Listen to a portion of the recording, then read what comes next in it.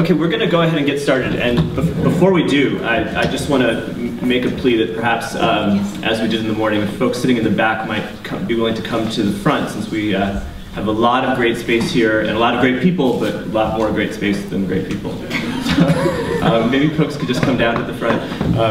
That would be great. So, while you're doing that, my name is Anil Kalhan. I teach at Drexel University Law School in Philadelphia. And this panel, I think, flows very nicely out of the discussions that have been taking place all day.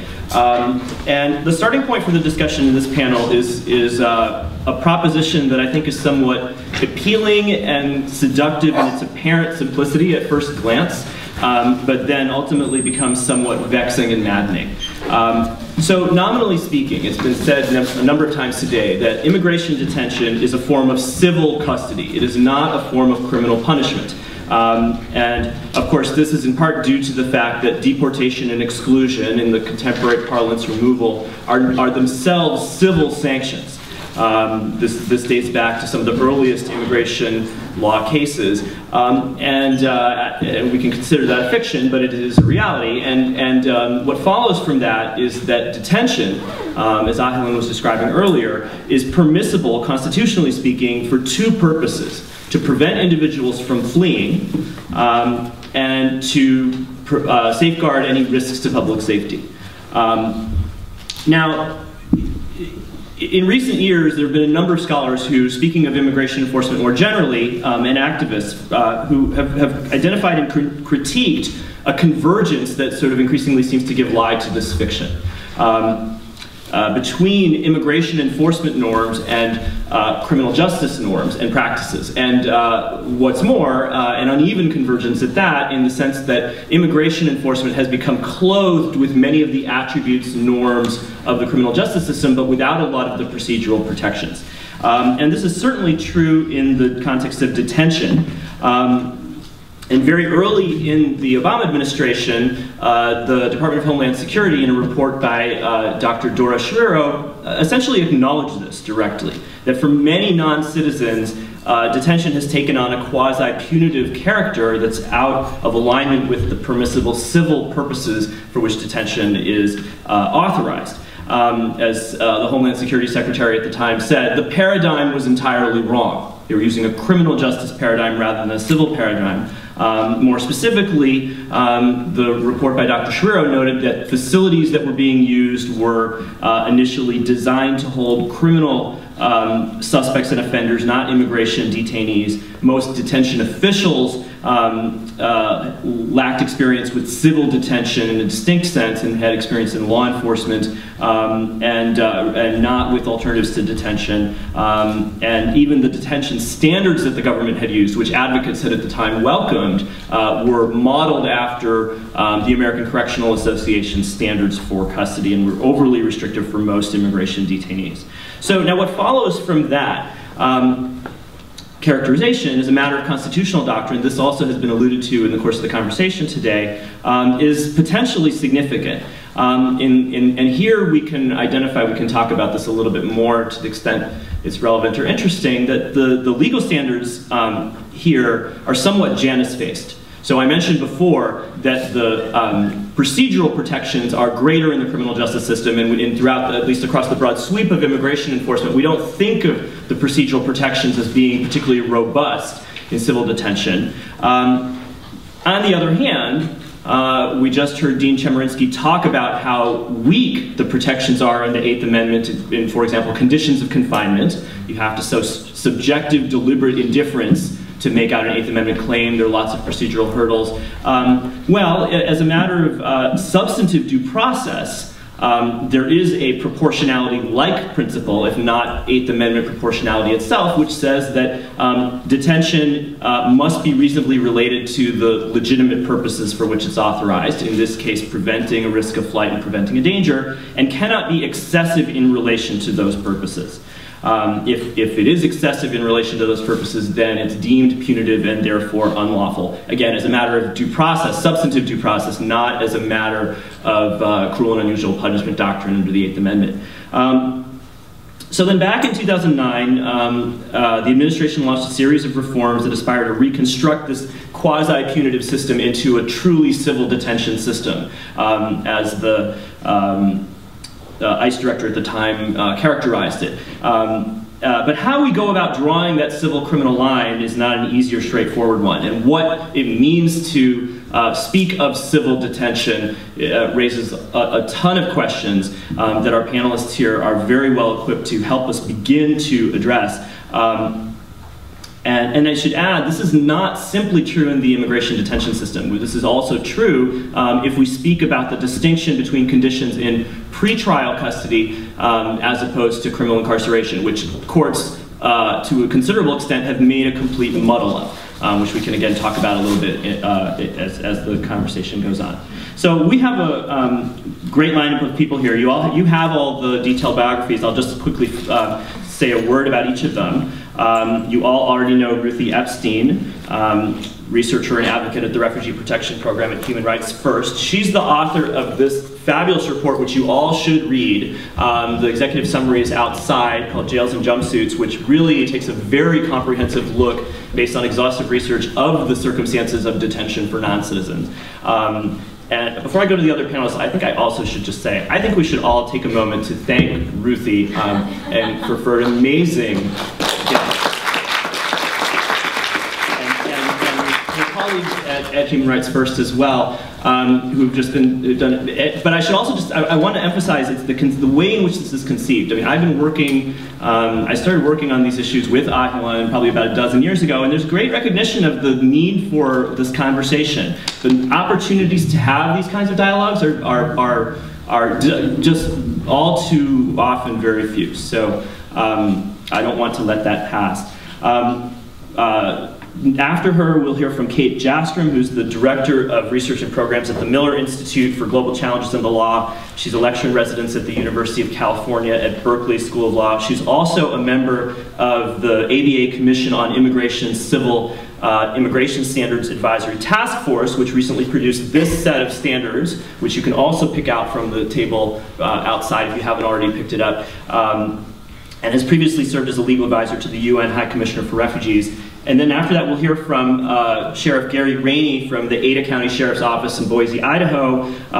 Sheriff Raney joined the Sheriff's Office in 1983, was elected and sworn in as Sheriff in 2005, and of particular experience relevance to this panel, he has extensive experience with pretrial custody, community supervision, and probation matters. So each panelist will speak for about 5 to 7 minutes, and then I'll have a couple of questions to throw out for them to respond to, and then we'll open it up.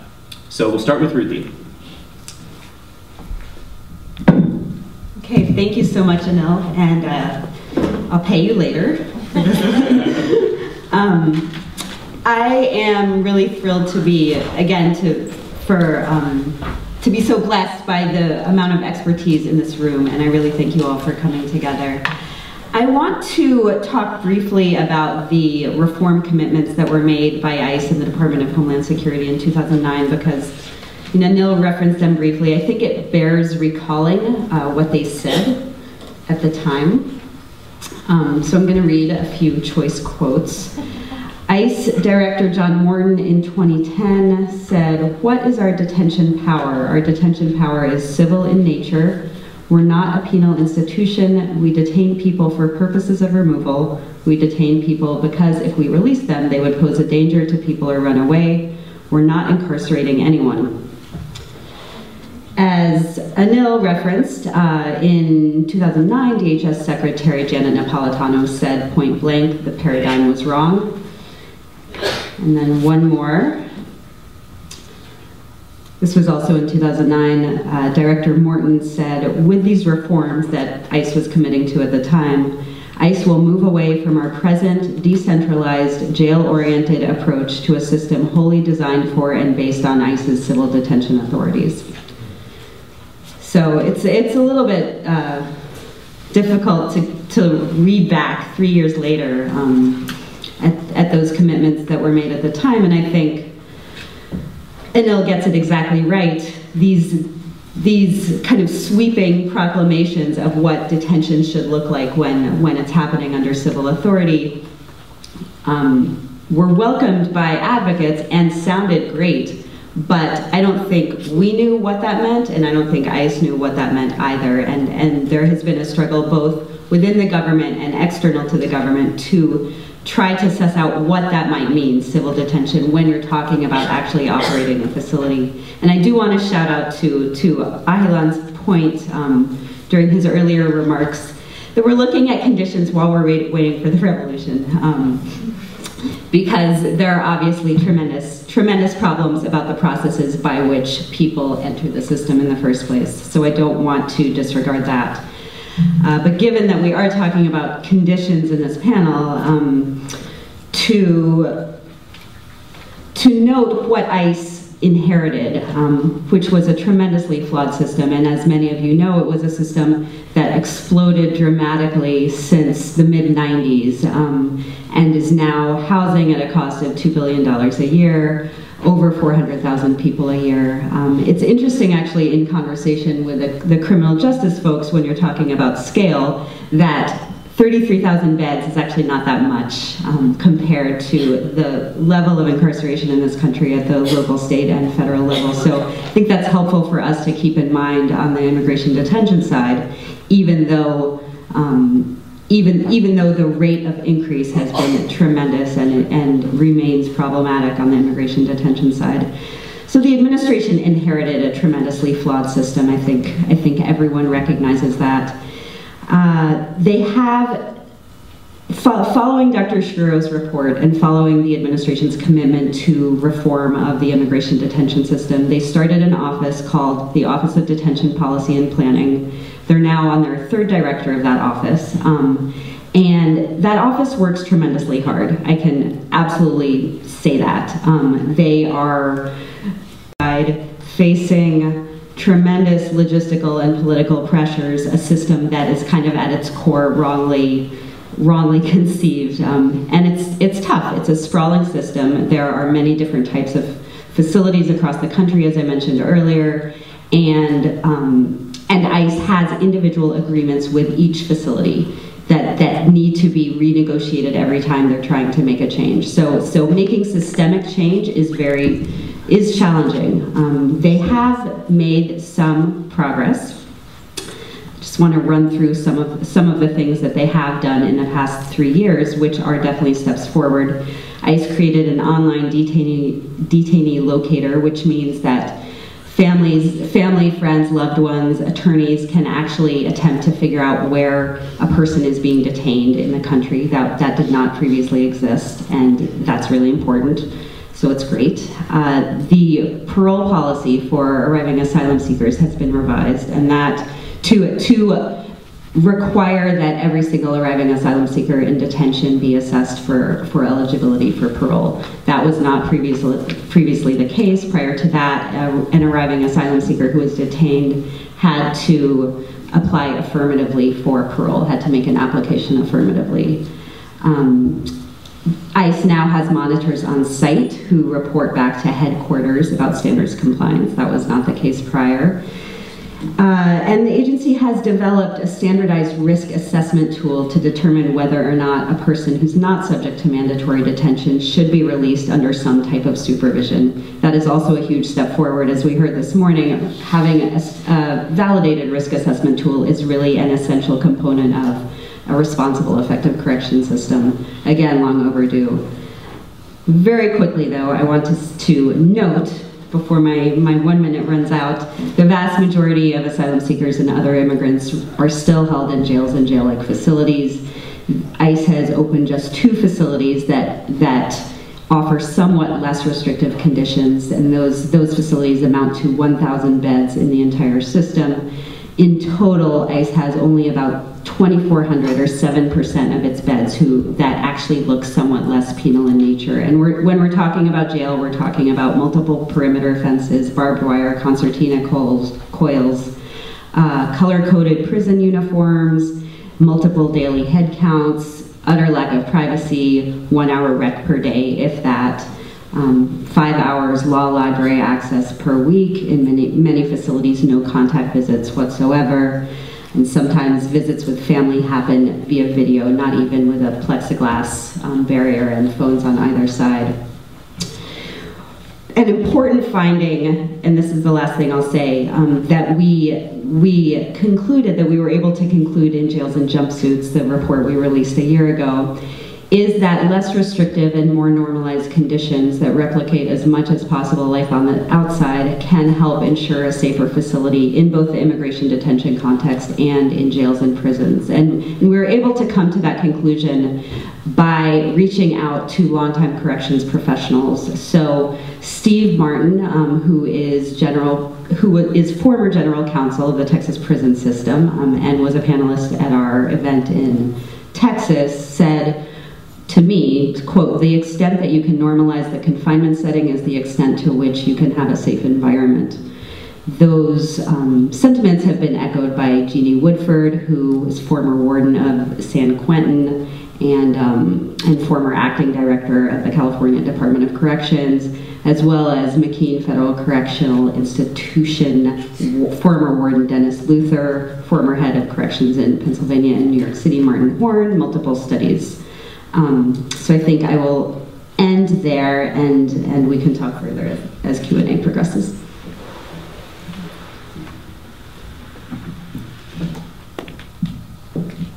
While Kate's getting set up, let me just, I'm going to post just a couple of these things on using the Twitter hashtag. For those of you who weren't here earlier, it's HRF Detention. It might be that only Ruthie, Helen, and I are the only ones checking it, but for some things that are referenced that might be of use to you later, you can check that later or ask your friends who know how to use Twitter.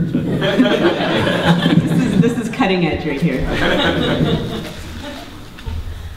Okay, and can you just turn that? Yeah, I'll try to remember to look at it. All right.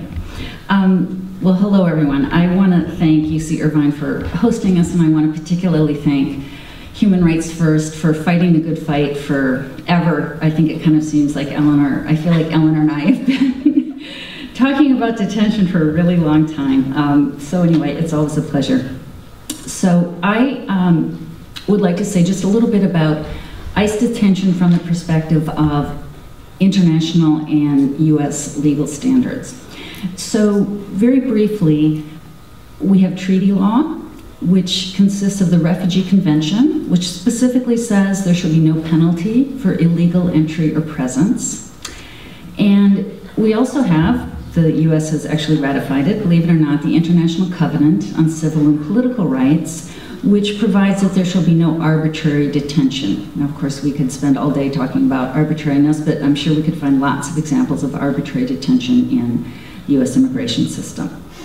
And then there is a lot of soft law, and that's what I'll be talking about for the rest of my 5 minutes. Various kinds of norms, standards, statements, best practices, so forth.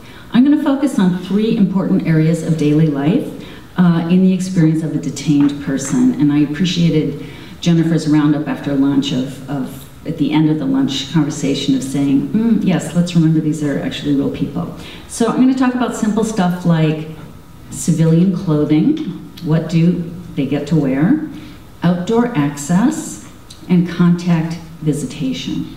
And we're going to look at these in the context or seeing what we can draw from the international law framework and then a couple of US sources. So in terms of the international law framework, and Eleanor asked me to hold this up, so here I go. On Friday, just because we were having this event here today on Monday, UNHCR, the UN High Commissioner for Refugees, the UN Refugee Agency, issued their new detention guidelines.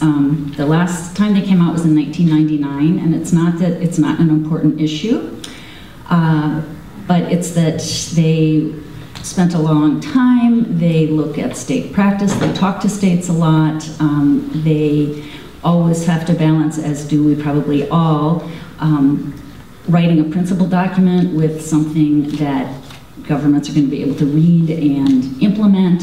So at any rate, we have these guidelines, and if you're at all interested in this field, I highly recommend them to you.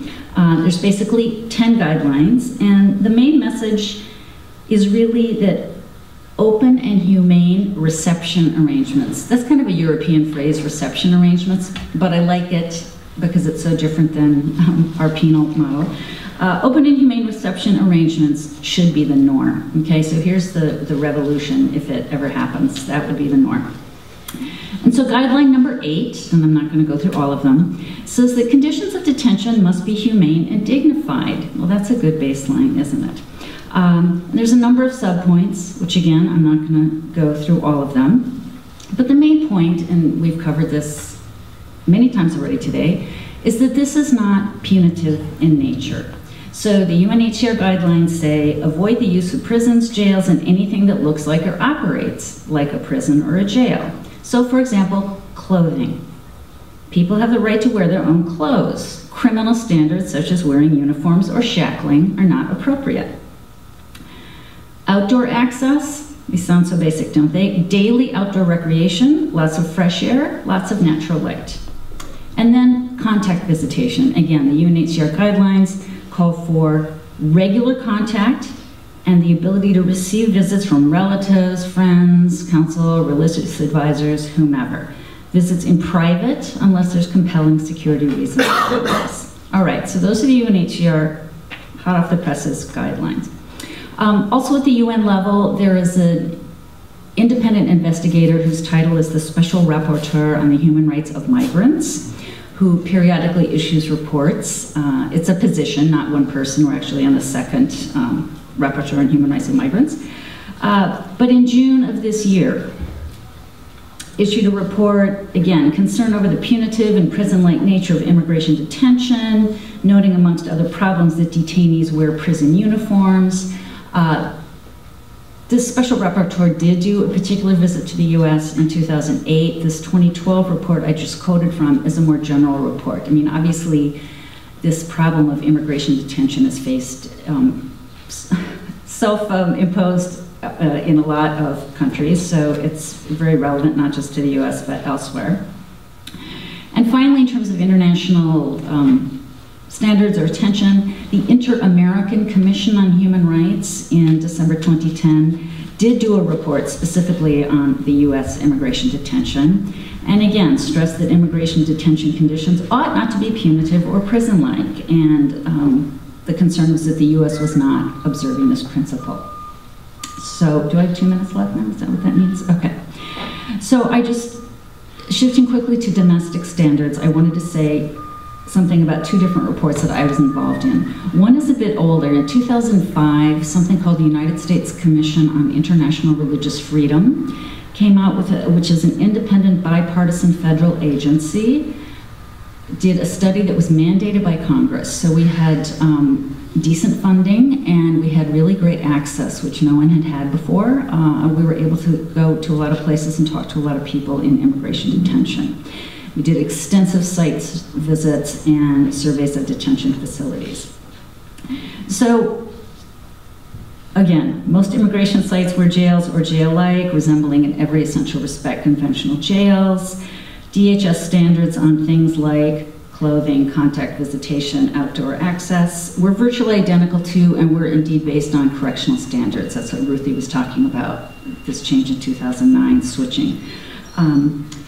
Not appropriate for asylum seekers was the conclusion of the U.S. Commission on International Religious Freedom. And one of their most important recommendations was what was subsequently borne out, at least is trying to be born, is that DHS create detention standards tailored to the needs of asylum seekers.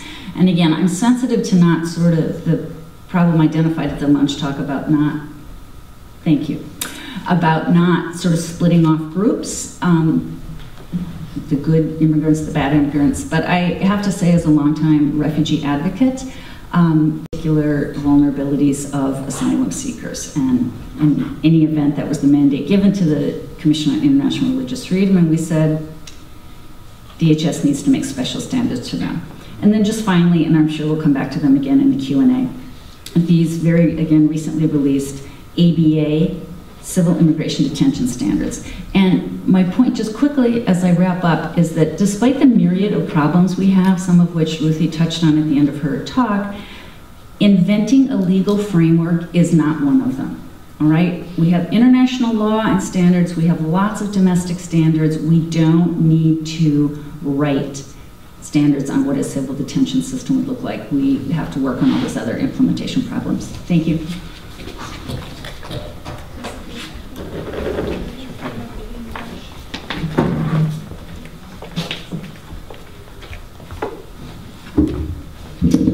Good afternoon. I'm going to take Kate's lead and stand because I prefer standing. But it's an honor to be here. You don't expect a sheriff to probably be speaking at this conference, but what we're speaking on, civil detention, does not happen in prisons in the United States, the difference between prisons and jails. It happens in many of the more than 3,000 jails across the United States. So I'm very honored to be here representing the hundreds of sheriffs and jail directors who are forward-thinking, who do care about this issue, and know we are not Joe Arpaio in Maricopa County. I got to take you back just a moment in time looking at the criminal justice system, because I think the civil justice system in my world will follow the criminal justice system. In the 1980s, as a civilization in the United States, we had a fear of crime. We heard lots of stories about gangs and drugs, and we began saying the solution to that is to incarcerate people. And so the incarceration rate in the United States from 1980 up until just very recently absolutely skyrocketed. And we put millions and millions and millions, actually billions of dollars into building prisons and jails across the United States. For what outcome? Well, as we continue to put people in prison, we saw that, wait a minute, the crime rate didn't necessarily correlate to that. We think today that maybe 20% of the reduction in crime was attributable to the number of people in prison, but the question is it worth the cost? And our society is no longer willing to pay those millions of dollars to continue building prisons, to continue building jails, without thinking about what are we getting for our money. And so that's driving a change where we're smarter. And we're becoming smarter in the criminal justice system, and I think the civil detention system will follow. The first thing that we have to, as you have already heard, that we have to rely upon on both of the aspects is fundamental evidence-based assessment tools. Today, judges who are very well-meaning, and prosecutors who are well-meaning, and public defenders who are well-meaning, and sheriffs and directors who are well-meaning, are doing the best they can with essentially a gut reaction of what the right thing to do is. So it's easy for them to say, well, the best thing to do is hold them in jail, because if they're held in jail, they're not going to go out and commit another crime, and suddenly politically they're going to be facing the consequences of that. But when we use good evidence-based assessment tools, and that is, I think, the future role of the jail, it is for me, is to give the courts the tools to make the right decisions. Because when I have custody of that criminal inmate and can use that assessment tool to provide the branches of government with the right decisions, then I think they have something to stand behind. And we're seeing that happen across the United States now. So we need to see our jails move to that evidence-based assessment tool. In the civil detention world, we need to see ICE then align with that. Align with jails that have the capacity to deliver either an evidence-based civil detention assessment tool or rely on something that works for all of us. Because what we care about, as you hear so many times today, I'll be the broken record, safety of our community, and being able to hold that person accountable in the justice system, have them appear in court. And so often in the criminal world, that doesn't necessarily correlate to the crime of the current arrest. So I submit, it should align with those facilities that have the capacity. And out of those 3,000 jails, there's not a lot of them. But when you put the federal dollars toward those jails that have the capacity, when you incentivize, because we get paid for holding those federal prisoners, and we actually get paid a fairly good rate. So incentivize those facilities to say, if you don't have an effective assessment tool in place or the capacity to put forth our assessment tool, we're not going to hold our prisoners there, and you're not going to get the funding. And starting to drive change that way.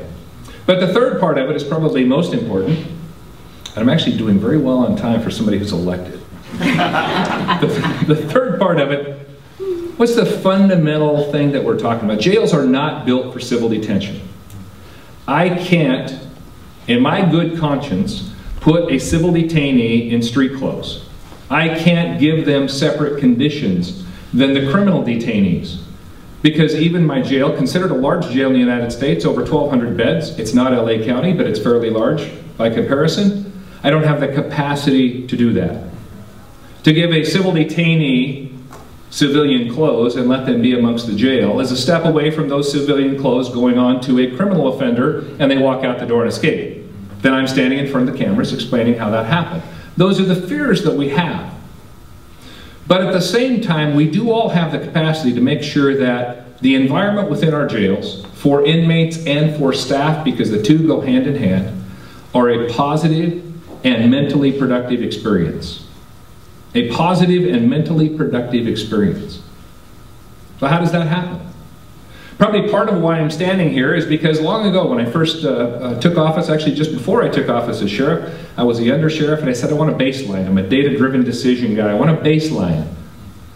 So I put first in place an employee satisfaction survey. So you know, if the employees inside my jail, about 290 of them, if the employees inside my jail are happy and they feel supported and respected, they're going to do a better job of carrying out the mission. Current satisfaction level for all employees in the Ada County Jail is 96%. I put that up against any jail in the United States, and I don't jockey the numbers. But it's driven, over the 8 years, us to look at that and care about, do we have systems in place where employees aren't fearful? Because when we hear about jail violence, so much of that is bred because as an employee, I'm afraid of the inmates. I'm afraid I'm going to be hurt. So the easy reaction is to overcompensate early in the confrontation with violence rather than with communication. If I'm supported and I have the tools and the education and the respect, the training, I'm less likely to resort to violence. The same thing with the inmates. I survey the inmates. When I tell people that, they say, "You survey inmates? What do you care what they think?" Because when the inmates feel safer and that the process is more fair, they're more likely to be voluntary about their compliance with the rules. It's a better environment. When I give tours of the Ada County Jail, I take people to the maximum security area. I would stop in the maximum security area and say, "What do you hear?" They'll say, "Nothing." I'll say, "Exactly."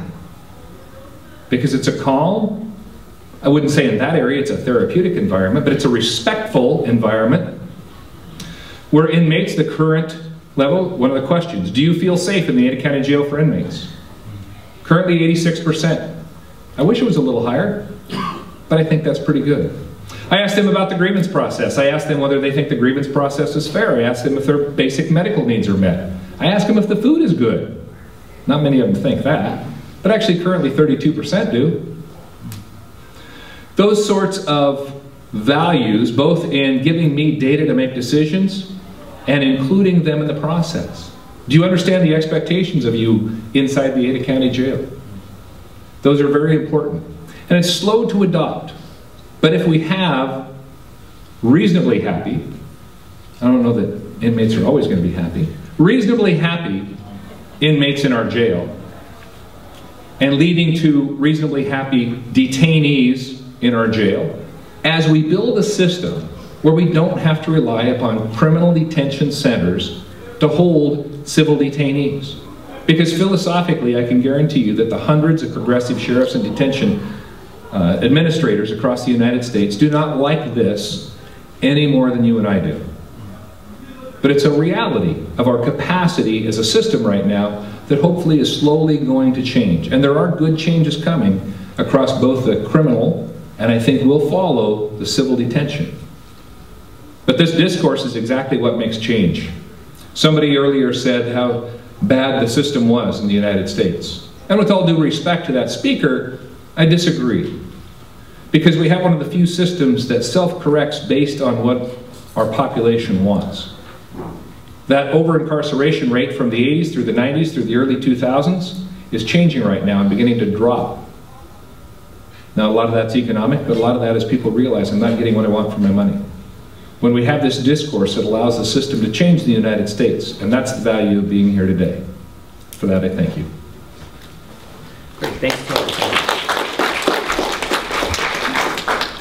So I'm just going to pose a couple of questions for the panel. Civil immigration detention has seemed to focus on what we might regard as the individuals who ICE regards as the lowest risk categories of individuals. Even in the initial announcement by Director Morton that the paradigm was wrong and all the rest of it, there was at the same time a statement that we're going to continue to detain large numbers of people and under very severe conditions.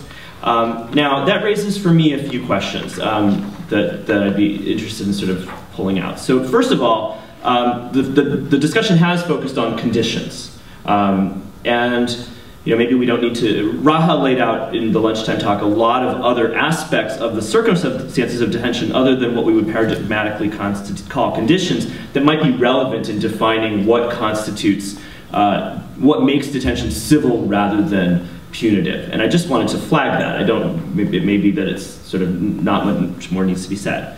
But secondly, if detention in this context is civil and distinct from criminal punitive incarceration, presumably that's true across the board, even for people at the highest security classifications. So the question there becomes, and this does raise the good immigrant, bad immigrant kind of advocacy strategies or dichotomies that we create very directly, what does that mean?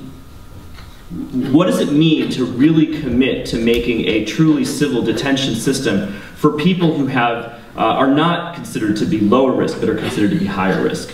If it looks the same, what does that tell us about whether we really are committing ourselves to a truly civil system or not? And a third related question in the spirit of making the dialogue go in both directions, what are the implications of this discussion for what happens in the criminal justice system, meaning this discussion about civil immigration detention?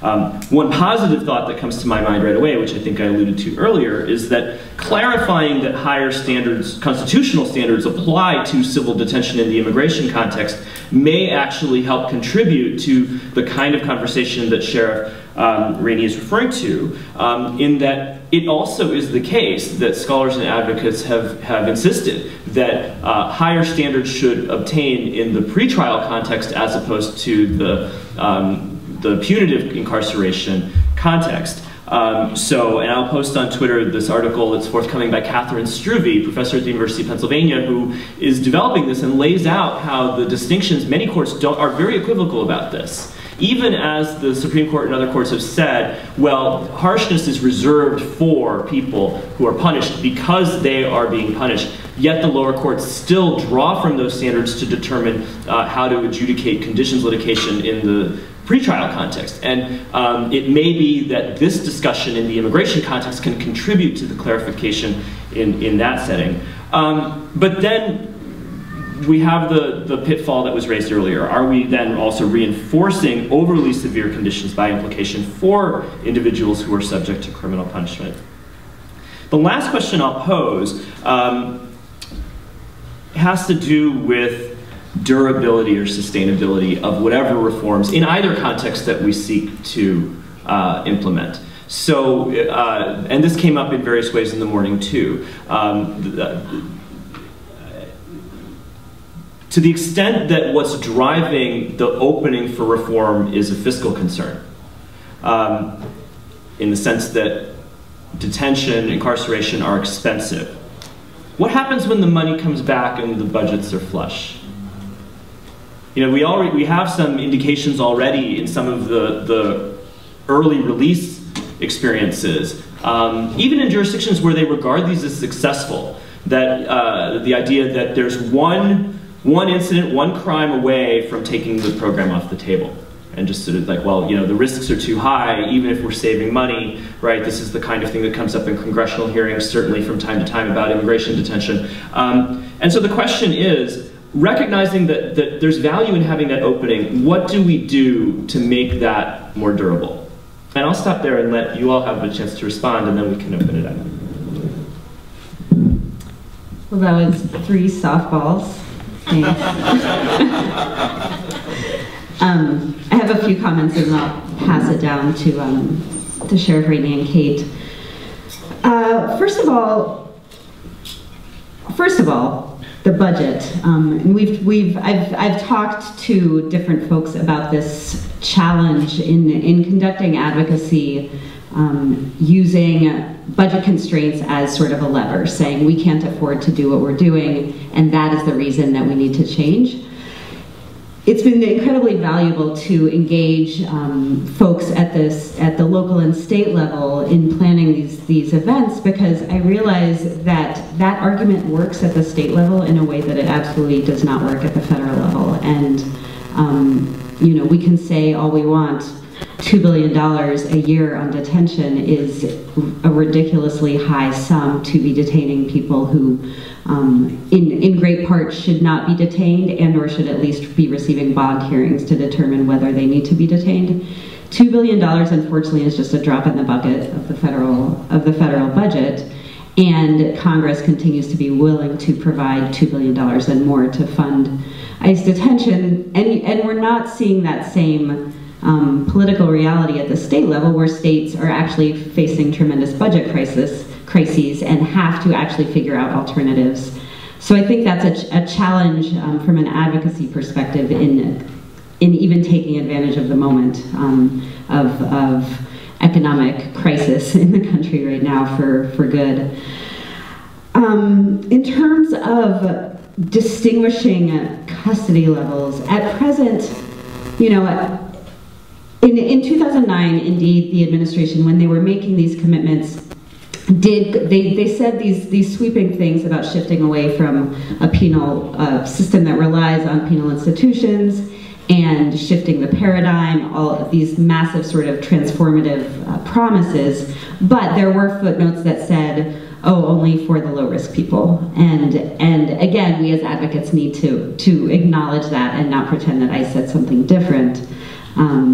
Although what they said wasn't entirely consistent. Even granting that, at present, ICE does not actually have the capacity to detain folks who are deemed to be different risk in different types of custody.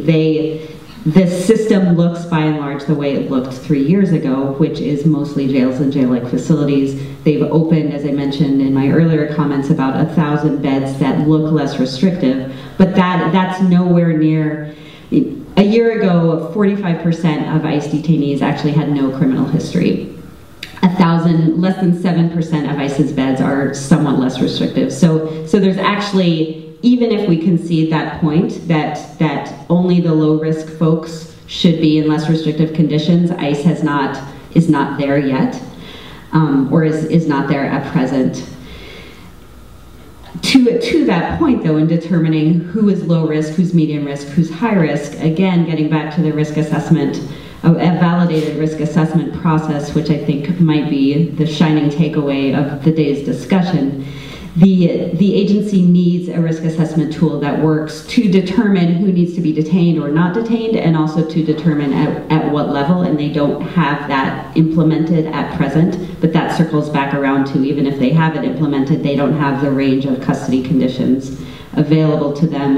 And finally, I do want to note that in Dr. Schreiro's report 3 years ago, she gave a very helpful breakdown of who it is actually in detention, and noted that only 11% of the entire ICE detained population on, I think it was September something, 2009, had committed violent crimes, violent felonies. And so I think it's important to keep in mind, even if we're talking about people with criminal backgrounds, people who may present a high risk, that at that time, and I doubt that it's shifted tremendously, it was only 11%.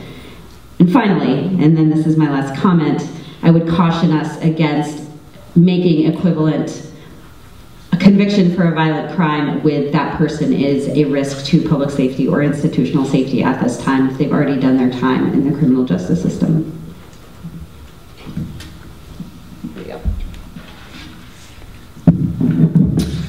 Like I said, specifically I'd like to comment on my view from inside the system on sustainability.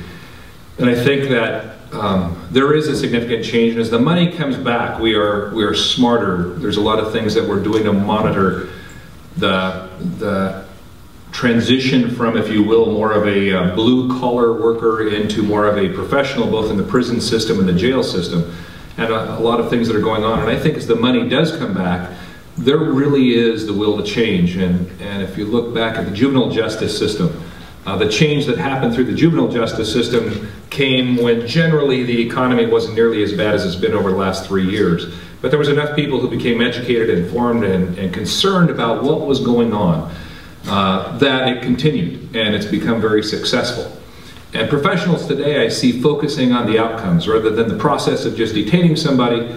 Wardens, jail administrators, sheriffs, those who are leading across the country are realizing the outcome is community safety. Not just from a protection standpoint, but in the criminal world, the outcome is community safety. And so the investment into recidivism reduction programs in the jail, into case management programs, into pretrial release programs that increase the likelihood of not having recidivism, misdemeanor probation programs, all of those across the United States that weren't driven by an emotional plea, but driven by a sense that we need to do this system better. We can't continue to just simply incarcerate the number of people we're incarcerating today and then suddenly release them into the community and expect them to be successful. It's not going to happen. And so it's, from my perspective, again, where we see the enlightenment, if you will, of the criminal justice system going to carry over into the civil detention system. And those conversations being about what's the right thing to do. Technology is helping us a lot in the incarceration process. Electronic monitoring, which certainly those bracelets can be cut off the ankle, but are being used more and more. Alternatives, rather than just the traditional brick and mortar, but less restrictive environments across all of the systems, driven by cost benefit. And that's what will continue to drive it even as the recession declines, but the cost benefit of what are we getting for our money. We'll see a lot more alternatives. I think we will see the courts make more informed decisions based on the evidence, the assessments, the criminogenic assessments, the substance abuse assessments. We could have an entire another conference from my standpoint on mental health in the correctional system, and it could become probably more inflammatory than civil detention because I run the largest mental health facility in my area, in the Ada County Jail. And that's the way that most jails and most prisons are across the United States. But again, we are getting smarter. We're recognizing across all of these fronts that we can't continue to do things the same way and expect that our community is going to support them with tax dollars and expect that we're really going to see the safety of our communities continue when we don't take active steps to turn that money away from just isolation but into education and behavior change. And the criminal side, again, the civil side following suit. Just briefly, I guess I would, on your last question, Anil, about whether fiscal concerns are driving this and how do we keep it sustainable, I guess I would question that in the same way maybe that Ruthie did. It seems to me, and I raised this once already, but the impact of the lobbying by these for-profit prison corporations, I think, is a huge, huge factor and probably offsets whatever fiscal, logic probably should be being applied. And on sustainability, I just had a slightly different point to add, that it's been explained to me many times that part of the problem is the actual physical structures that are being built are jails or jail-like, and so it would be hard to do some of these programming things in the context of what actually is a jail. So to the extent that the government starts contracting and as time goes on, building newer facilities that are built literally on a different model, well then we have that inertia that going forward, we didn't build it like a jail in the first place, so we don't need to run it like one. So can I pose a follow-up question? Oh, go ahead. I do a follow-up because on the private prison movement, very, very, very few jails are privatized in the United States. But the trend is there. CCA and GEO and others have a tremendous lobbying group of just as concerned as the surety bond lobby in the United States, that on the criminal side, and I think they are such a force, they will be driving into the civil detention side, and they care, here's my editorial, they care nothing about justice, they care nothing about community safety, they care about turning a profit, and I think they're a dangerous and regressive system. So I just have a quick follow-up, Kate, for you then. So, which is sort of maybe a different sustainability kind of question, and maybe Ruthie, you want to add to this too. Dr. Shariro in her report says what drives the detention system, of course, is not detention as such, but how enforcement of immigration laws is taking place. So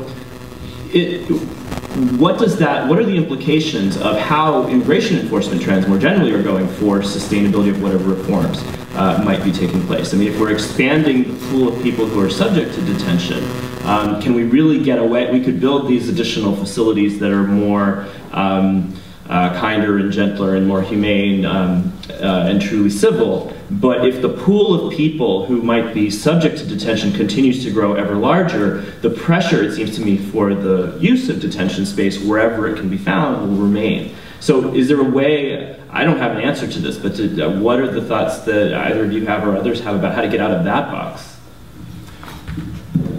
I guess my immediate thought is that I would hope that eventually the logic or the illogic of the system would be so manifest that it would lead to its own political movement against it. I mean, can we really incarcerate, X number of people? I mean, we can cut down on some numbers by not giving people visas to come in, but then they have to come in illegally, but at a certain point, I would hope that there would be some pushback to that. So I think some of you may have questions for each other. Yeah, as I continue to ponder that one, waiting for the revolution. I had a question for Sheriff Raney on, I've been talking to corrections professionals over the past couple of years, and it's incredibly enlightening to get the perspective of people who have actually run these facilities. Those of us who are doing advocacy are talking from an external point of view, quite obviously, and this observation that I heard about normalized conditions leading to a safer facility, and that as a trend among progressive jail administrators and prison wardens as well. And I'd love to hear your thoughts on whether you observe that trend, whether what I have heard is in alignment with what you've observed, and also what those normalized conditions would look like. Sure. One more microphone. Oh, I broke it. Don't break. No, stereo. Taking it back.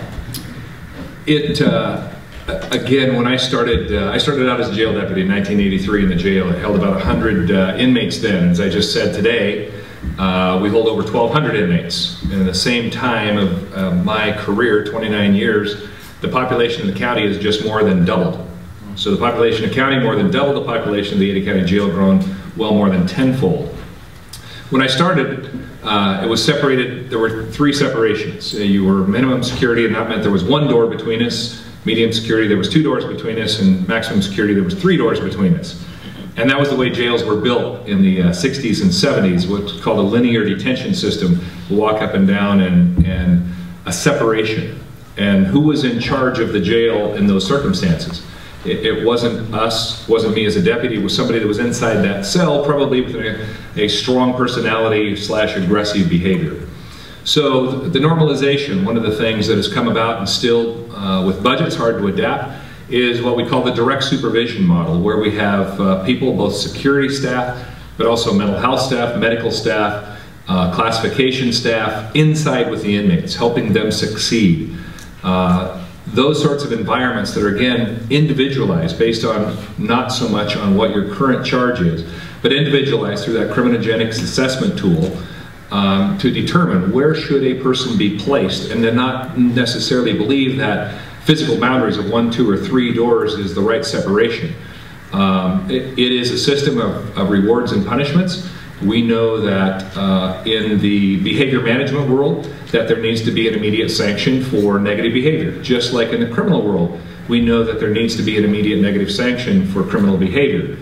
But just like in the criminal world, where we say, but the length of incarceration has little effect on ultimately changing behavior, the conditions around that jail environment don't have a lot of effect. In fact, obviously, often a converse effect on getting a positive, productive environment.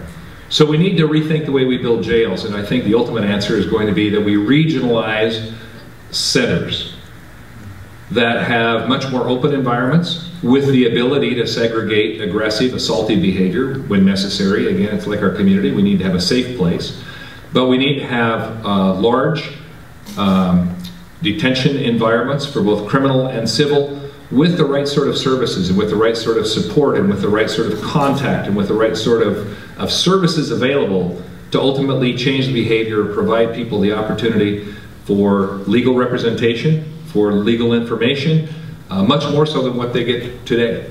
And again, changes that are going on. We went to, rather than being able to go to the law library 5 days a week, as you heard over lunch hour, that was my jail a while back, because we didn't have the capacity. Now through technology, an inmate can sit down in any housing unit and access the internet and can get on several different legal sites and do their legal research and make contact. That's good. That's good because it makes the system work better, and it's good because one of the fundamentals back to living in a jail is that when your mind is taken with positive, productive things, you're not thinking of negative things, and that makes it better for everybody. And can I do a quick follow-up? Could you run your jail safely if there were some degree of freedom of movement inside the secure facility? If the design of the physical plant were such that, you know, there were corners that people could hide in, or, you know, whatever might make that an unsafe premise? Absolutely. I wish I had a schematic, and it's not a rah-rah in the Ada County Jail. We learn from many others, but most inmates do have freedom of movement. Not outside the housing area, but in 1993 we did a major expansion, about triple the size of the jail, and none of it was built with security. It was originally built for a dorm area with 64 inmates on bunks, and they're free to go watch TV, they're free to do many things, they can talk on the phone when they want. Well, we actually increased the capacity of those because it worked so well. And so when an inmate of that classification needs to move to visiting or down to the law library or down to the medical unit, they're not escorted. There's a door that lets them out of their housing unit, but then they walk down the hall and there are lines of sight that give us the security we need for the jail, but they're expected to behave properly and respectfully. That's the mantra over and over and over again from staff and inmates, is that the jail will be a respectful place and you need to do your part of it. But there are a lot of jails that are on that similar design. Now, we still have that one I talked about that I started in 1983. It's still a functional area, but it's only 100 of the more than 1,200 beds we have today, and most of those beds allow for freedom of movement, and people walk up and down the halls and they can go access the services and the people and the meetings that they need without being escorted. Do any of you have any other comments or questions for each other? Okay, let's open it up. We have about 20 minutes. If you just identify yourself before you ask your question. Yeah, Jakada Imani with the Ella Baker Center for Human Rights. Kate, you laid out that we sort of know what it looks like and we have models. I'm interested in that. I don't know what it looks like. I don't know what the models are for civil detention, because what it sounds like still is jails. So I'm interested in what are those models, and what does a just detention policy look like in the United States at this point?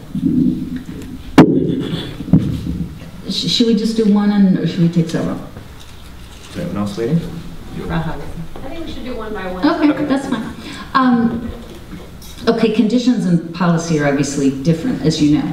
Conditions, when I say we have the model, is because we have lots of standards, right? That's what I'm saying, literally doesn't need to be reinvented because there's standards, that part of it. But, you know, one Broward County facility in Florida, and it sounds like a bit different than Sheriff Raney's facility in the sense that Broward was originally built as a motel. So it's 1 story high, plus it's Florida, so it's 1 story high, and everything's 1 story in Florida.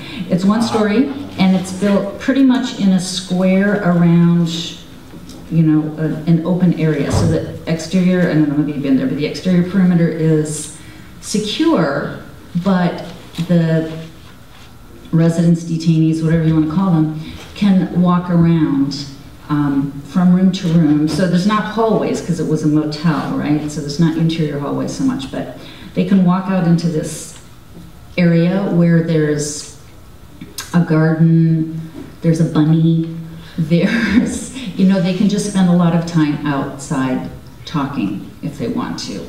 And so that's kind of the one footnote, or the one that gets a paragraph. We always talk about the Broward County facility because it is much more motel-like than it is jail-like in that regard. But policy, I'm ducking that question because that's the whole, we could all talk about that, about who's supposed to be there, because of course the people in Broward aren't happy to be there. You know, I mean, they don't feel like they need to be detained at all, and maybe they don't, but they're certainly not pleased to be there. I was also, when we're talking about models, I was down in Texas a couple weeks ago for our event down there, and Anil was there as well, and we actually drove out to visit a new facility in Karnes County, Texas, which is one of the 2 facilities I referenced earlier that ICE has opened as part of its attempt to shift towards a civil model of detention. And the agency touts Karnes as its model civil detention facility. Is run by Geo Group. Geo Group is a subcontractor of Karnes County, which has the agreement with ICE. So that's sort of a very typical setup. But I have to say that Karnes County, it opened in March. It has about 600 detainees right now, and it looks pretty good. As if you're talking about creating models for less restrictive facilities that allow for more freedom of movement within the secure facility, and thus ensuring that, or not ensuring, but making it more likely that it's not a miserable experience to be in detention. The layout of the facility is 2 large courtyards, and it's a bit modeled off of Broward, which has been open for a number of years. Two large courtyards with doors that open, whose doors open into the courtyard, and it's actually not a courtyard. It's a rec field, and there's a soccer field, there's volleyball, there's exercise equipment, there's gazebos to sit under to shade you, and I believe they have either 6 or 8 persons per room. There are bathrooms in each dorm that are private. The doors close. They don't lock, but they close, which is kind of amazing if you've been in any detention facilities that ICE has been using for years and years, and most likely jails and prisons across the country. To actually have privacy in the toilet area is unheard of, not to mention a sort of basic dignity. So the age was generally 19 to 21, so it's young guys who recently crossed the border. When you're talking about reserving a facility like that for folks who have 0 criminal background and might otherwise be released but for this less penal model, then you run into the same problems that we've been talking about all day. So. Yeah, so this was a question for Kate, but really for anyone. So I appreciate the recommendation that we need to sort of separate, right, certain vulnerable populations, including asylum seekers, from the rest of the population when we're advocating against detention. I realize why that would be a useful strategy, and why it's generally easier to sort of deal with, right, very simply a part of the pie as opposed to the entire pie. My question is, if we, presumably, asylum seekers need to be treated differently because they've suffered some amount of past persecution, for example, right? Or they fear future persecution. And I'm wondering if there's any merit to not so much even broadening the definition of persecution, but sort of making sure that it's inclusive of things that can happen to you both inside and outside the United States. With the folks that I work with in the detention facilities, many of them are seeking asylum from countries outside of the United States, and many of them have been here since the age of 2 and have suffered all kinds of persecution on US soil at the hands of law enforcement agencies and numerous other factors. They describe their neighborhoods as war zones. They feel terrorized every single day. And to the extent that it makes sense to not subject those or asylum seekers to further detention and to address the fact that they have a distrust of government, I'm wondering if we can draw those parallels and whether that's been explored or you think is worth exploring at all. No, thank you for that. And I should clarify, just as I'm waving around guidelines, that the UNHCR guidelines are by definition aimed at asylum seekers because that's their mandate, and I can't really talk about immigrants. The ABA guidelines are for immigrant detention, and so they include guidelines such as thorough medical and physical and mental health screening of everybody that comes in. So ideally that would pick up, I mean, lots of different immigration benefits, as we know, are premised on the likelihood of severe hardship or maybe special immigrant juvenile. I mean, there's obviously vulnerable people other than asylum seekers. And certainly the ABA guidelines, I think, would capture that. One thing I would point out, though, is, sometimes it's asylum seekers who are singled out for mandatory detention. As you know, someone who comes in through expedited removal is identified as an asylum seeker. Their first stop is immigration detention. So it kind of works both ways, that they get singled out and then I want to try to single them back out. Can I just add one little note on that front? The risk assessment tool that ICE has been developing, has been working on for a number of years now, that it's in process of implementing, does include information about special vulnerabilities. You may know this already, but that includes past persecution or future persecution, but it also includes a range of other vulnerabilities that are not related to asylum seeker status in particular, so for what that's worth. I'm curious sort of to ask Jakata's question again, or for a little more detail, like, other than clothing, the physical structure of the building and contact visits, are there other things that either Kate or Sheriff Raney or any of you think would go into the, the sort of hypothetical civil detention model? And I guess one thought I've had from time to time, like I know in other countries, I know you know about this, Anil, like in South India, I worked in refugee camps there for a while.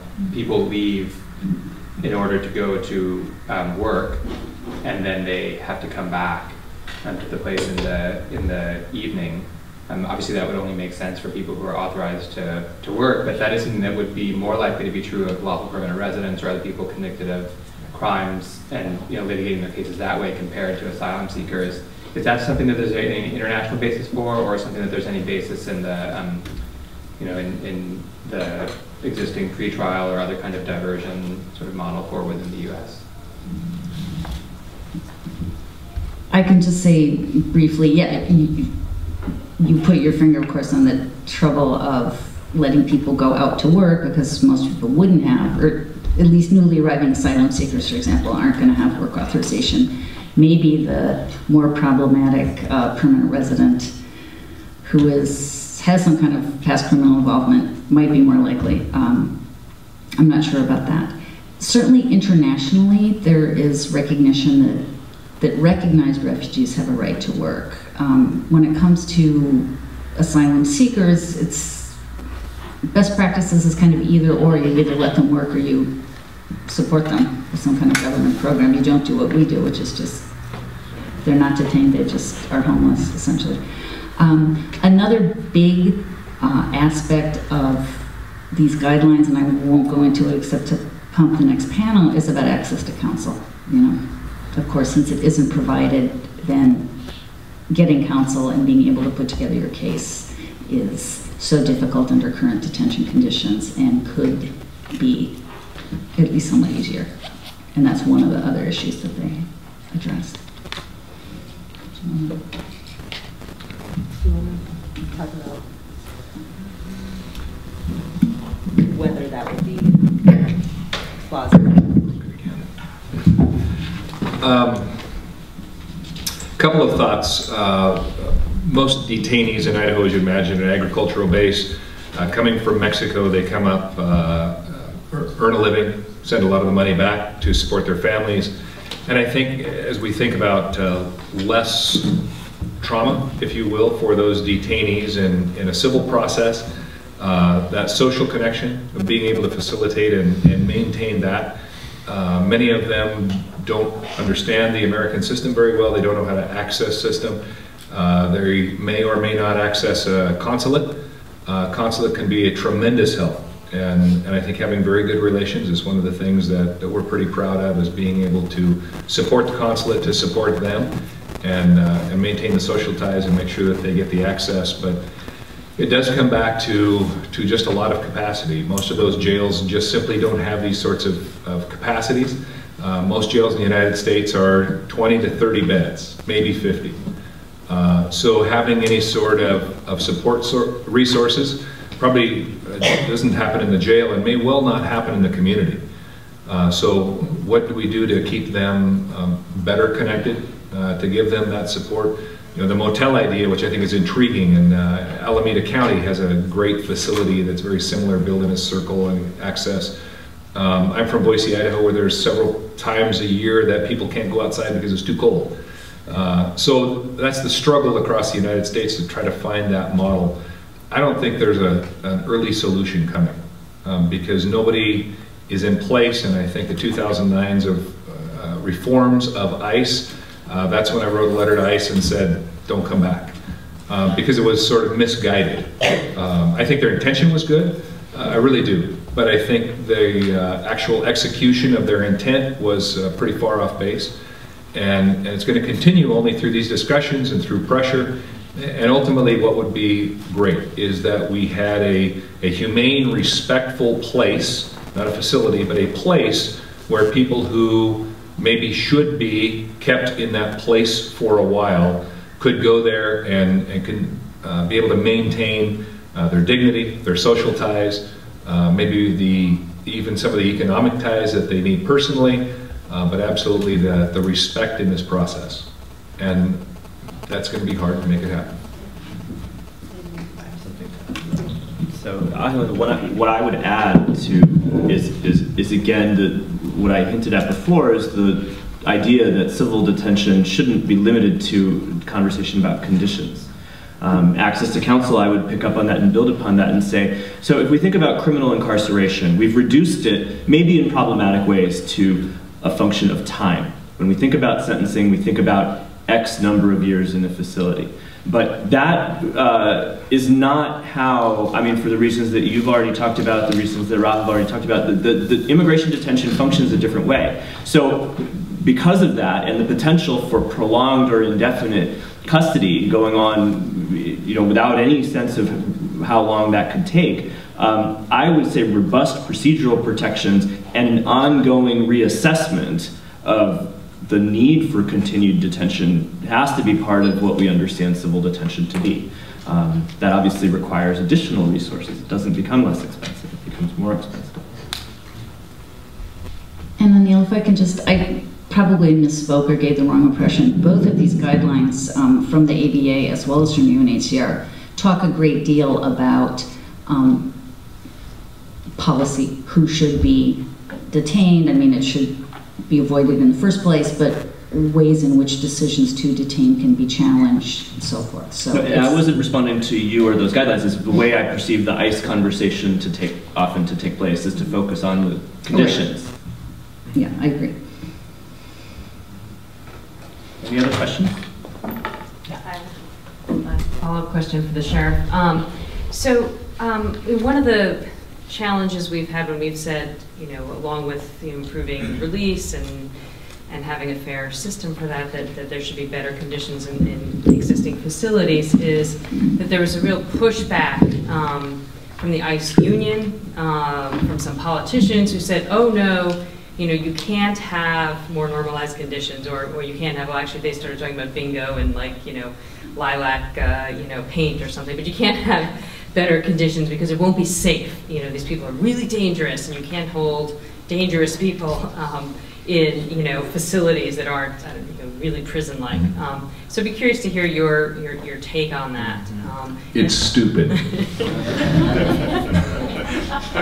You don't treat people with disrespect and expect them to comply. People comply in any state because they feel respected and they feel safe. I mean, one of the leading causes in jail are not made to stab the guards or the jail deputies and escape. They're made to protect people from each other. And so I absolutely disagree with, for the 95% of the population, that any sort of really punitive environment, the high discipline environment is the right answer. I've been working with the LA County Jail Commission, the LA County Citizens Commission on Jail Violence is really struggling with this from a cultural standpoint inside the jail of this idea that we need to have a lot of discipline, and every time there is some sort of rule violation that there needs to be an immediate punishment sanction. And I don't think that's the way that a facility runs effectively. There are times for that and places for that. When there's assaultive behavior, that person needs to be segregated because the other inmates need to be protected. But I've said it over and over, and I think without belaboring it, the environment should be respectful. If I feel safe and I feel respected, then I'm going to be part of a healthier environment where people do comply with the rules and regulations and everybody's safer and everybody is more happy and healthy. If there are no further questions, we should thank the panel.